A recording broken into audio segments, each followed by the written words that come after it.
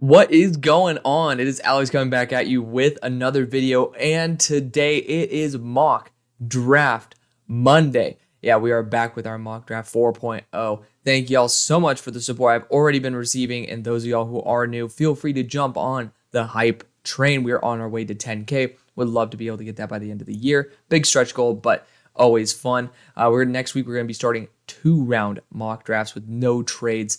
I always do a 2-round mock draft with trades every single week, so feel free to stay tuned for that tomorrow. But we're going to start doing it with no trades as well.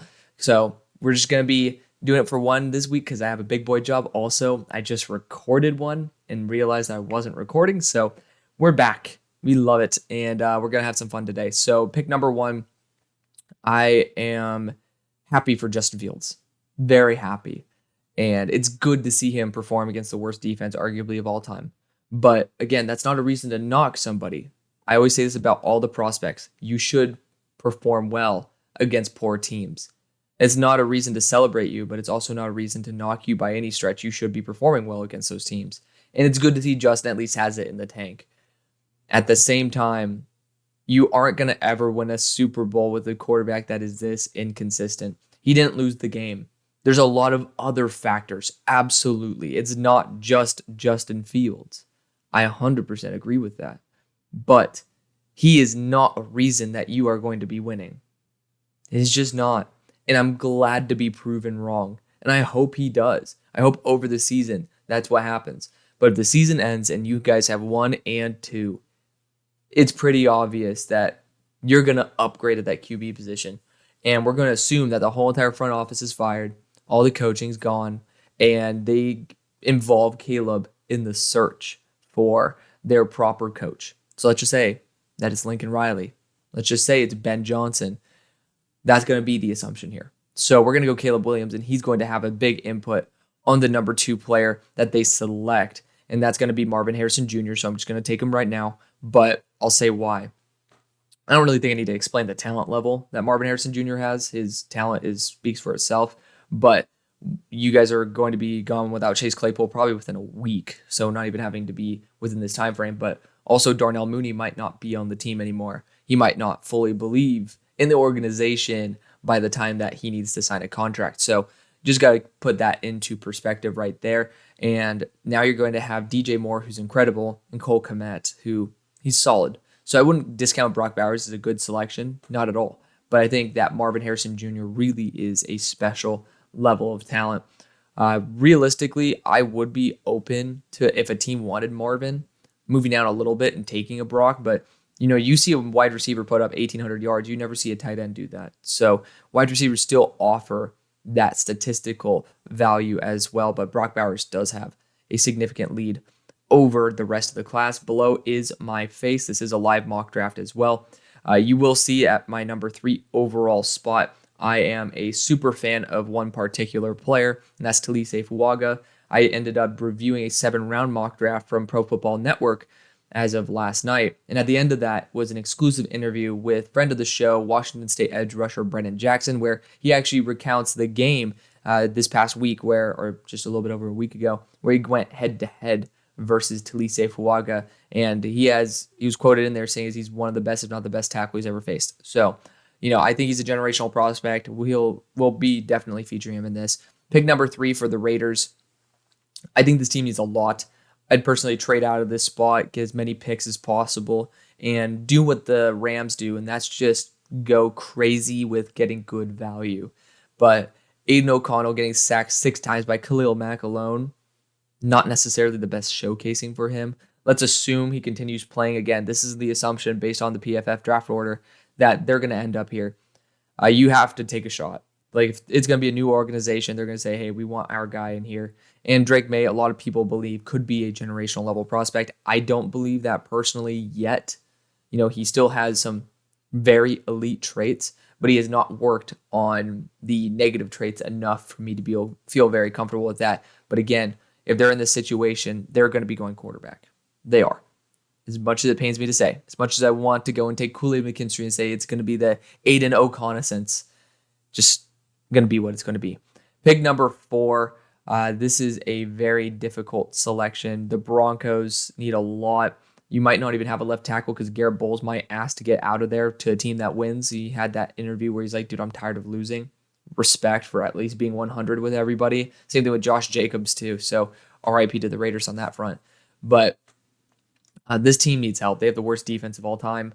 You can't go wrong with the selection you go here. So I'm going to help out that defense as much as possible with Kool-Aid McKinstry. I do see a lot of Patrick Surtain in him, and that's honestly the only saving grace that y'all can have. You can't be allowing 70 points. You can't be allowing 28 to the Bears. You can't. There's a lot of issues. The DC is a big issue as well. Let's not get past the fact that Vance Joseph's absolute ass, but that is a Sean Payton issue. For right now, what we can control are the players, even though I kind of just fucked that up with the number 1 pick, but that's an assumption that Caleb comes out. But Kool-Aid McKinstry going to be the selection here because y'all need some help building a no-fly zone, especially in a pass-heavy league. Pick number 5 for the Vikings, man. I feel bad because all of the positions that are here that are worth this pick, definitely not going to be the spot where I'd go with the Vikings. Quarterback's a huge issue that I would try to address, but this is a no trades mock draft. As of tomorrow, that'll be different. We'll have trades. So then we'll be able to discuss that. But for now, that's not the case. We have to take it as it is. And, the best players on the board don't fit the value. So when going down my own board, you could try to address edge rusher here for sure. But corner is still a huge issue. When you have Marvin Harrison Jr. coming into your division, you need somebody who has at least had some good experience against him. That's going to be Kalen King. Pick number 6. This is going to be Olu Fashanu.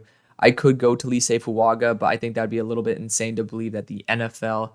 I mean, again, Olu's incredible. I have him at number 6 on my board. He is phenomenal. So I'm not going to shit on Olu, but he does play left tackle, and Mekhi Becton could end up being a legitimate starter at left tackle. I think it's perfectly fine to go that way, though, so I'm not going to complain too much. Olu Fashanu, incredible prospect, unbelievable athlete, and it's a position of big need. I hope that Zach Wilson continues to improve.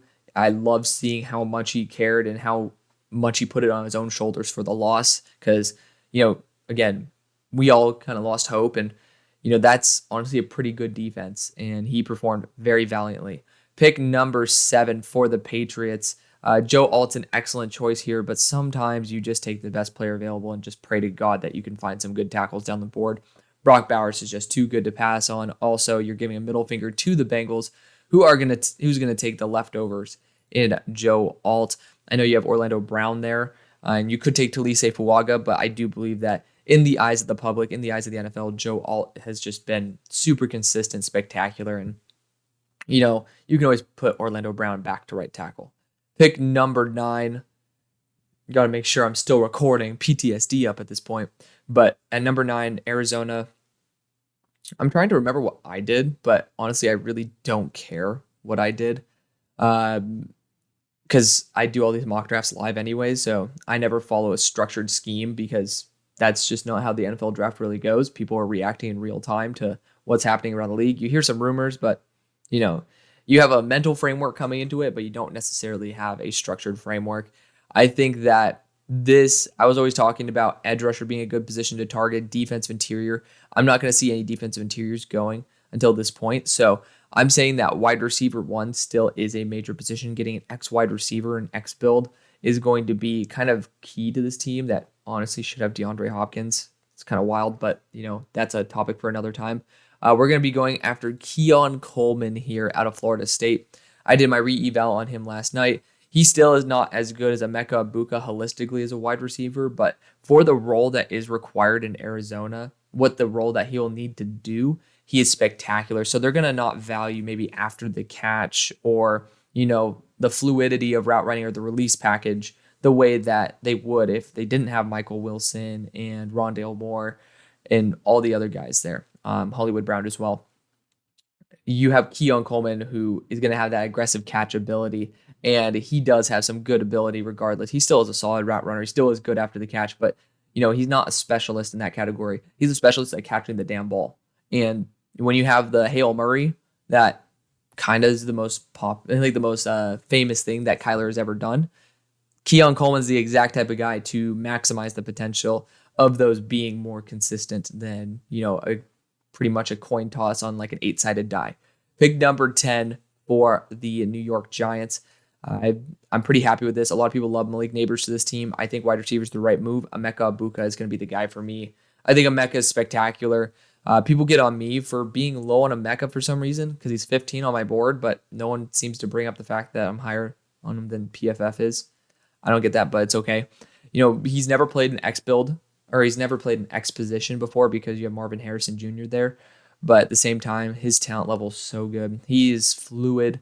He is just dynamic, just somebody who I truly believe in as a spectacular role player, but he's going to work really well here in New York. I really believe in that. Pick number 11. Until this pick is a bad pick, I'm going to continue taking it. I know Jared Verse should not be on the board, but Cooper DeJean as a safety, to me, could be one of the next great safeties. He's going to be a monster, and he's a beast in terms of his ability on special teams. Just one of those guys who's going to be an instant impact regardless of where he's at. I think he's a little too stiff for a corner in terms of his multilateral direction, and just he's not great at changing directions everywhere, but he's going to be great as a safety. He's extremely athletic, and just overall, he's going to be an instant impact, and this exactly fits what the Packers like to take in round number 1. At this selection, I just say it's too easy to take early. It's too harsh to pass on. That's a lack of a better word. But bottom line, you can't pass on Jared Verse. The talent gap is ridiculous. And, I know they took Isaiah Foskey last year, but Jared Verse he's just on another level. So take the best player available. Pick number 13. This is going to be Leonard Taylor, defensive interior out of Miami, out of the U. I love the U. It's my favorite besides Ohio State college team because Sean Taylor's my favorite player of all time. Fun fact. And the reason I'm an Ohio State fan is because I actually have family who are alumni from there. So there you go. That's your little backstory on Alex here. But Leonard Taylor, I've been taking defensive interior for this team because they need it. Lecky Fotu's butt cheeks. Leonard Taylor has been a requested guy, and I think defensive interior is a great position. So why should I shame it? It's a really good spot, really good talent. He's the best player on the field when he's going 100%, and I am not going to be the one to deny them that opportunity. So next we have the Texans here, and I thought about this quite a bit to myself, looking at the options available. I think the best choice is Jerzon Johnny Newton.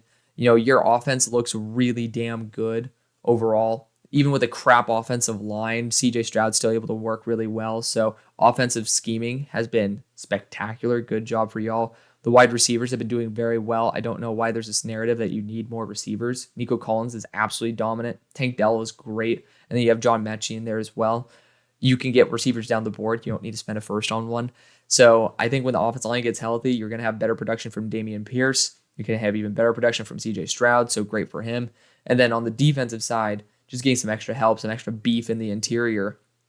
Let D'Amico cook, right? So I'm going to trust his eye on linebackers down the board. I'm going to go after defensive interior now. Safety, depth down the line, also a concern. Pick number 15, and this is going to be Talise Fuaga. Of course, even with 200 players on the board, they still don't have my man. So we're going to show some love to Blake Fisher right here and use him as a placeholder for Talise Fuaga, who, in my opinion, is a generational level tackle prospect.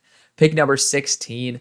I think wide receiver is a position we could target here, but more importantly, with so many young quarterbacks in your division, you're going to want a ball hawk, and that's Cameron Kitchens, an absolute lockdown secondary player. I think that the Jaguars have been extremely underperforming, and it's very unfortunate, but this is a good way to get your ass kicked. So I'm going to see what happens there. At pick number 17, I think offensive line is the primary concern. That and edge rusher, and there's some really good ones on the board, but none of them that fit the physical profile that Chase Young does. I'd rather go and wait for Braylon Trice down the board, or you could end up going after JT Tuimoloau, who fits that physical build a little bit better. You can't really find guys like Amarius Mims down the board, so I'm going to take offensive line.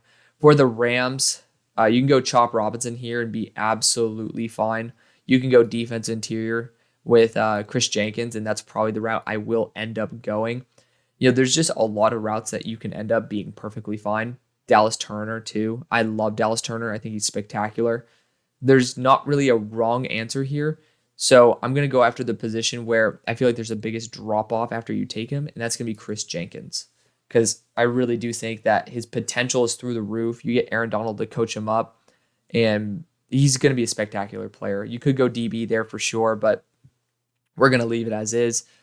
For the Falcons, this offense, if you haven't seen that Mac Hollins video on Twitter, it is absolutely hilarious. Desmond Ridder goes to try to dap him up, and then he just goes at him. It's one of my favorite, like one of the most underrated videos I've seen. So really spectacular there.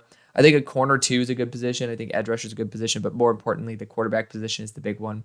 You have a really solid team overall, and this team needs a mobile quarterback to operate.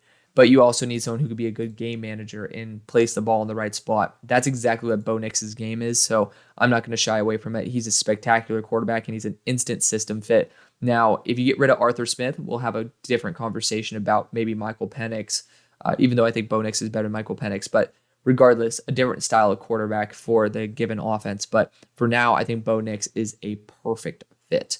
Pick number 20. This is a tough one because I would look at the DBs for sure. I think that you could end up getting Dwight McGlothern here, who's going to be an excellent selection. There's good value at corner down the board. I do believe you might end up losing out on Michael Pittman Jr.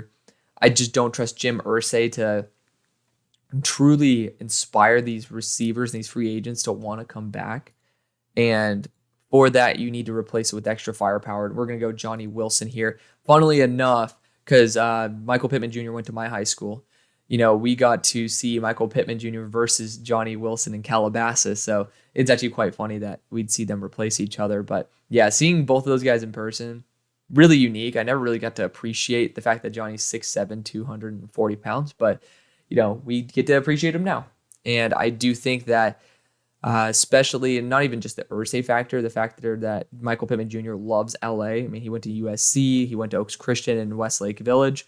He's probably going to potentially want to even go to the Chargers. He's going to be a great weapon for Justin Herbert, who they'll probably end up potentially losing Keenan Allen in the long run. So there are opportunities for him to go to places where he wants to go. Pick number 21 for the Steelers. There's a lot of really good options for us. You could go after offensive line here, but just part of me understands that our future is really capped. And Kenny just hasn't taken the step up. He had his first multi-touchdown game like 2 weeks ago, and then he just didn't look good. The offense sucks, to be fair. Like, it really does suck. Canada is the first guy who needs to go. But genuinely speaking, our quarterback position's not solved. And I think we all knew that. We all looked at Kenny when he was first drafted as a bridge quarterback. When I saw him like going at that Bills player for taking a dirty hit, I was like, that's my quarterback. And I love that energy. For the record, Shadur, I'm not including him because his dad said he's not going to come out. But I think it's time to get someone who, we need one, a new offensive coordinator, but two, I think that we understand that the ceiling is capped. And Michael Penix Jr. offers that elite arm strength, and he has more arm talent that hasn't been tapped because he has poor lower body mechanics. So he can even be a stronger arm quarterback than what he is now. So I think that's time just to say, hey, let's explore the options, and that's okay. If we don't do this, that's perfectly fine as well. There's other options that we can improve, like linebacker on the team. You could go after a safety as well. So there are options that we could try to address. Corner number 2 with Dwight McGlothern is a great choice. And speaking of a corner number 2 in Dwight McGlothern, that's going to be exactly what we're going to do here, because I think Dwight is amazing. Even though he's not listed, we're going to show love to Max Melton, boost his ADP. He's going to be a placeholder for Dwight McGlothern, cornerback out of Arkansas. So now I can scroll down a little bit more. The Seahawks are sitting here, and defensive interior is pretty much off the board. I think linebacker is a good choice for the team for sure. And you got some really good players here. I'm going to show some love to Jeremiah Trotter Jr. to be the future at that linebacking spot. They are open to shorter linebackers because I think Jeremiah Trotter's 6 foot, because they brought in Devin Bush. So there at least is a role that they see in the defense for him. At pick number 24, there's plenty of choices that I could certainly go. You could even go Dallas Turner here, which would be ridiculous. But I am going to go after a linebacker in Tommy Eichenberg, because I think you could go O-line here for sure. I've been doing that consistently. Want to change it up. but linebacker is a huge issue. He's going to be a good pairing to Marvion Overshown. And the Cowboys have shown to be willing to take a linebacker in the first round. Cornerback feels like a second round issue for them that they usually go after. Kelvin Joseph, sorry for the PTSD, but Kelvin Joseph as well as Trevon Diggs. Their past two extremely highly drafted corners have been round number 2 guys. Pick number 25. I'm going to be heavily looking at the cornerback position here. I do think that I might give you some PTSD with Denzel Burke, but thinking about other positions, we could look on the offensive line. And honestly, I still have my number 11 player here in Christian Haynes. So that's where I'm going to go. I could have went that way for the Cowboys as well, but I didn't think it was that big of an issue because you're not going to replace Zach Martin. And Christian Haynes is a right guard, so you're not going to be really much of a need for a right guard there. But this team needs a right guard, and Christian Haynes is going to be a great choice for that. Pick number 26 for the Dolphinos. I'm going to go after Dallas Turner here. He could play as a pure linebacker, but also he could be a really good complement or replacement for Bradley Chubb, so saves a lot of money. Just overall amazing player. He is my number 7 player in the draft, and he's well deserving of that 7. I watched him again last night. Spectacular player. Pick number 27. So this is going to be Amarius Mims. Just kidding. Already took him. J.C. Latham, other SEC star right tackle. As long as he doesn't give up on his reps, because he plays really well the first 70%, he just gives up the last 30. If he finishes the play, he's going to be really damn good. And I'm very excited to see that happen here. With Tristan Wirfs, I don't think that he's going to get away with that. And if they are here, that means that game manager is working really well for them. And they don't need to target a quarterback at 27 then. If you're going to be at 27 with Baker, go for Kirk Cousins. Like, why do you need to try to take on a new quarterback style?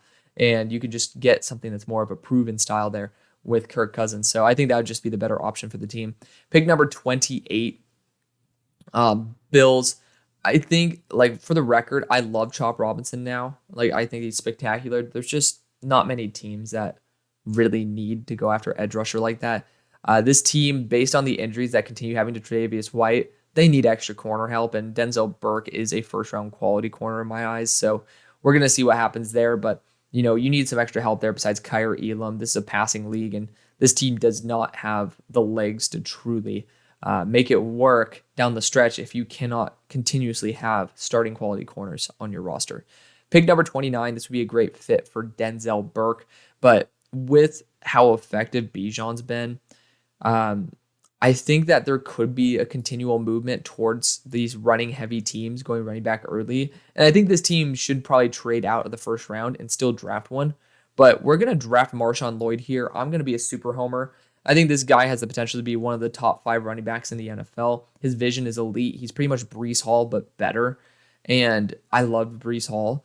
Marshawn Lloyd just has a unique gear to him that is different than anybody that I've really seen. His only issue really is fumbling, and then he could slip tackles a little bit better. But this is a great opportunity for him to learn how to do both of that. Hopefully, the injury bug doesn't come up like it does every single week with the Ravens, but we'll see what happens. Pick number 30 for the Niners. I'm going to be going offensive line here with Tyler Guyton. Tyler Guyton is spectacular. He's a star right tackle there for Oklahoma. And this is a team that needs a right tackle, but more importantly, you take the higher upside player. I could have gone after my standard Graham Barton, who's a center/guard/tackle prospect, and it would be a great pick. But I want to show a little bit of love to Tyler Guyton because he is a very, very talented offensive tackle, and tackles are more valuable than interior offensive linemen. It's just the truth. Pick apart from centers, because the elite centers are truly dominant. But pick number 31. I think that this is a perfect spot for Malik Neighbors. You're looking for that deep threat who's really good after the catch. He's gotten better and better and better. He continues to send up my board, so good for him. And more importantly, number 32. I finally get to get rid of Chop off the board because even though he doesn't fit that 265 plus build, Derek Barnett and BG are probably going to be gone, even though BG is essentially a glorified D tackle playing end. Chop Robinson has potential to be a top 5 edge rusher. I want him to go to a team that really values the development of the edge rusher. So I think that's going to be his best overall spot. So Philly ends up snagging a superstar potential player there in Chop Robinson. Could he have gone earlier? Absolutely. But we're going into a league right now where not many teams lack edge rush help. So the need is not very high. But teams like the Eagles, when you do end up losing 2 of your stars and you do have time to develop someone like Chop as well as Nolan Smith, like it's just the right environment for success. So I want to give that to him. Thank you so much for watching. See you on the far side.